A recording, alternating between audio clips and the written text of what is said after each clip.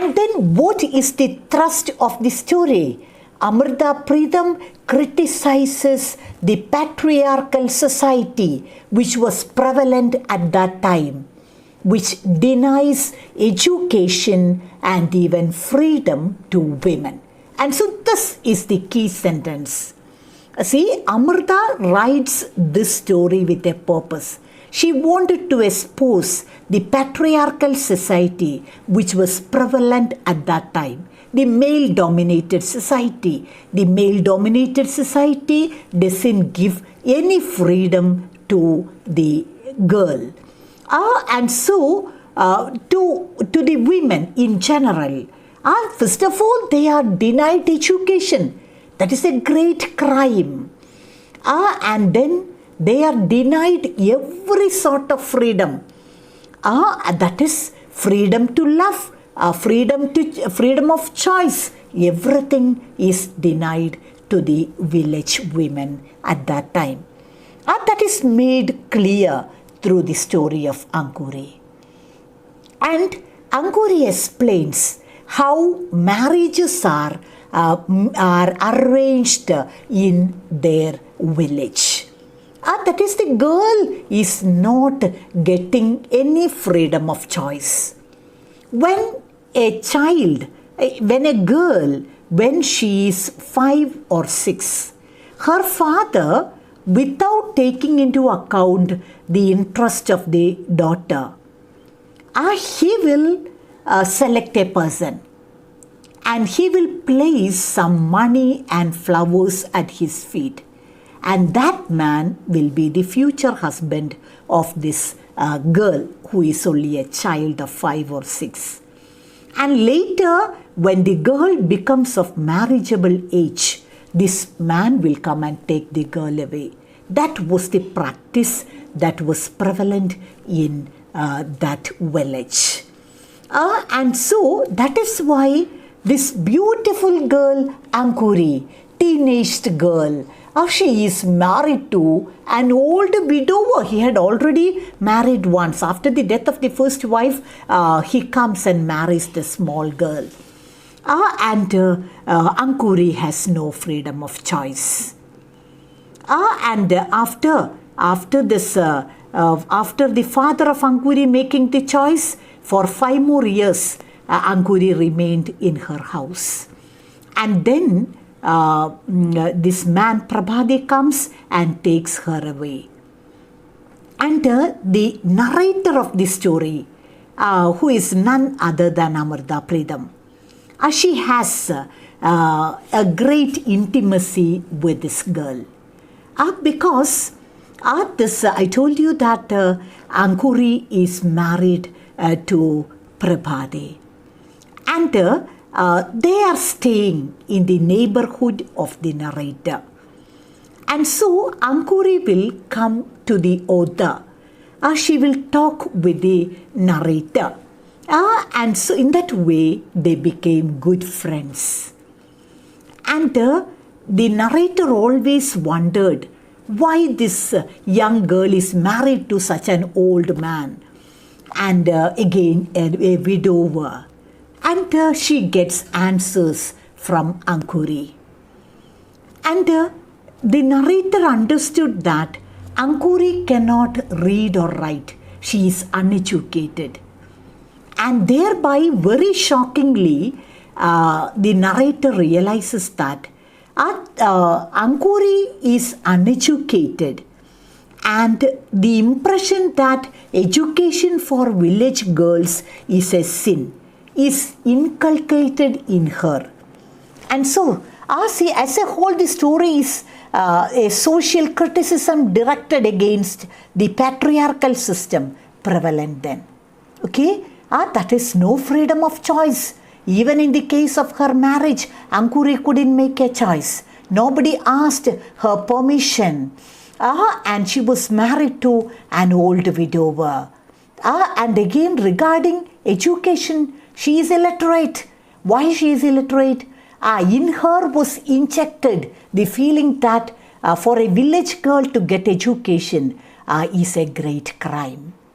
And so The narrator was shocked to hear all these things. When the girl spends more and more time with the narrator, she got a clear picture of the social system which was prevalent in her village. And now we will see, I won't be reading the text in full, but you should understand the innocent lines of Ankuri. And so this is a story, a great protest against the existing patriarchal society. Keep in mind that Ankuri comes from a remote village. She is an innocent girl, uneducated, who feels that to get educated is a crime. And she lives in a village where education and freedom are denied to women.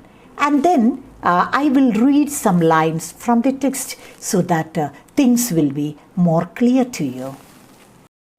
And again, you should also note the superstition attached to this wild plant known as weed.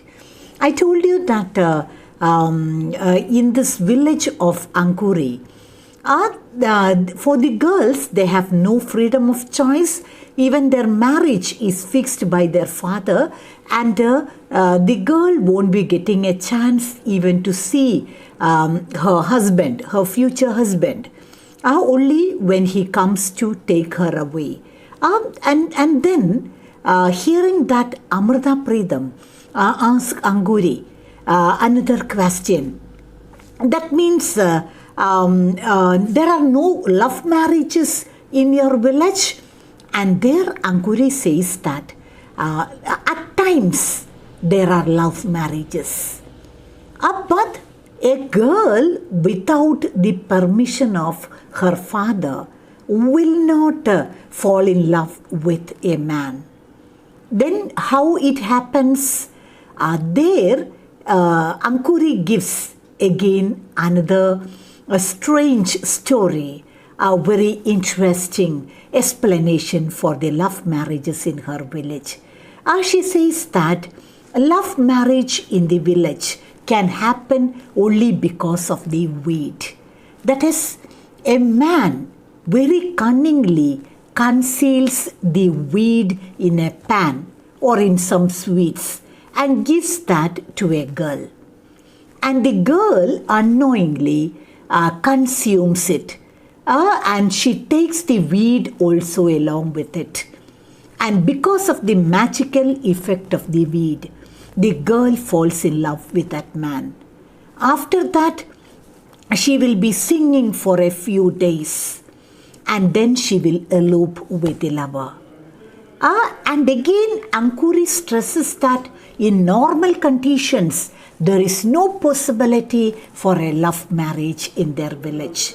A love marriage will happen only when a man, a cunning man, gives weed to a girl. And when the girl consumes the weed, unknowingly, the weed gets into her body. And because of the magical effect of the weed, she will fall in love with that man.